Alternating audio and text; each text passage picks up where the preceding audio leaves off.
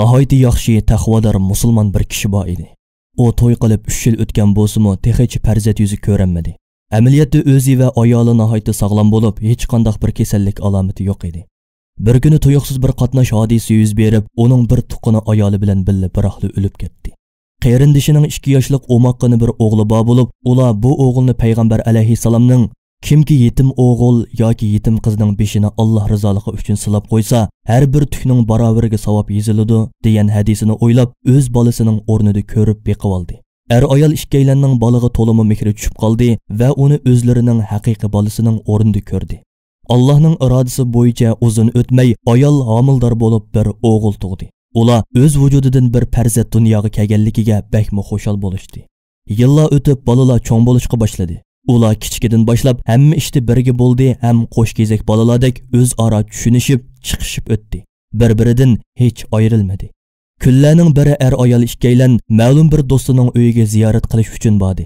Ular qaytib kelganda yuz ko'zlari qonga bo'yalgan holda yig'lab yotgan o'g'lini ko'rdi, hamda bu ishni qarindishining o'g'lining qilganligini bilib, bakmo g'azablandi.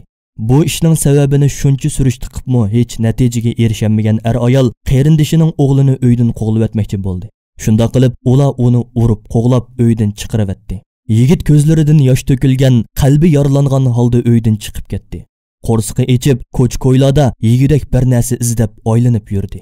Kechkirganda bo'lsa yillardan beri o'sib yetilgan hiliqi uyning orqasidagi bog'chaga kelib o'ltirdi. U tog'isining ko'ngli yumshab, uyga akirib olishini kutgan edi.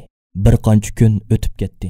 Juma kuni tog'isi juma namozi xutbasida imomning "Sizlar islomdan yuz o'risanglar, zaminda buzg'unchilik qilasizlarmi va sizlar rahimni uzib qo'yasizlarmi? Ana shundoq kishilarni Alloh rahmatidan yiroq qildi. Ularni haqni anglashdan g'oz qildi. Hidoyat yo'lini ko'rishdan ko'r qildi" degan oyatga qilgan tafsirini anglab, urug' tuqqanlik munosabatini uzib o'tgan kishining Allohning la'natiga duchor bo'ladiganligini bildi-da, shu hamon o'zini tutib ololmay yig'lab ketdi. U uyga qaytib, yotoq uyining eshigini taqib olib, yana yig'lashga boshladi.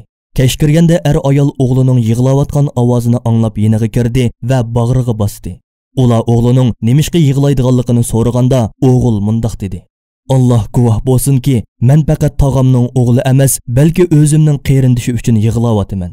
Uning har kechasi uyimizning bog'chisida g'amkin o'ltirgan holatini ko'rganimda, yuragim bakmo azoblanadi.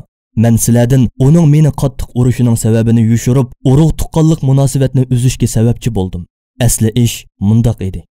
Yiliq kuni men uning bilan qizg'in paranglashib Paranglish jarayonida men uningga dadamning, ya'ni sizning boldiroq o'lib ketishingizni orzu qiladiganligimni, shundoq bo'lganda men mirosga ega bo'lib, tezlab boy bo'lib ketadiganligimni degan edim. U bu gapni anglab g'azablanib, "Dadamni o'ltirguchi meni o'ltir. Dadamni menga ber" deginicha meni qattiq urib, yuz ko'zlarimni qon qilib etgan.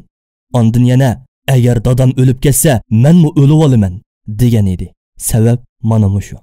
O'g'il shundoq deginicha pushaymon ham xijillikdan yaga qarab oldi. U qilgan so'zlariga to'limi pushaymon qilgan edi. Ayol hayron qolgan holda yig'ilgan beti darhol uyning orqasidagi bog'cha tarafga yugurdi. "O'g'lim, sen nada? Sen nada o'g'lim? Sen qayerda?" U shundoq deb varqiraydi. Dada o'g'ilning yeniga kelib uni bag'riga bosdi va uyga ib kirdi. O'g'il ochliq ham so'g'uq azobidan to'limi bechora holga tushib qolgan edi. Dada o'g'lini bir oz isitib, o'z qo'li bilan tomoq yegizdi. Bir ozdan keyin dada o'g'ilni quchoqlagan holda "Meni kechir, o'g'lim, meni kechirgin" deginicha yig'ilgan holda o'ziri etdi. Karvatda yotgan o'g'ilmi o'rnidan turib, tog'isining o'g'li bilan ko'rishib, o'zining aslida xato gap qilganligini aytib, hammaylandan kechirim so'radi. Shu topda hammaylanning bir-birini tushungan, bir-biridan kechirim so'rashgan bu ko'rinishlari ularning yuraklarini larziga silib, ularga ajoyib sherin bir tuyg'ularni ato qilmoqda edi.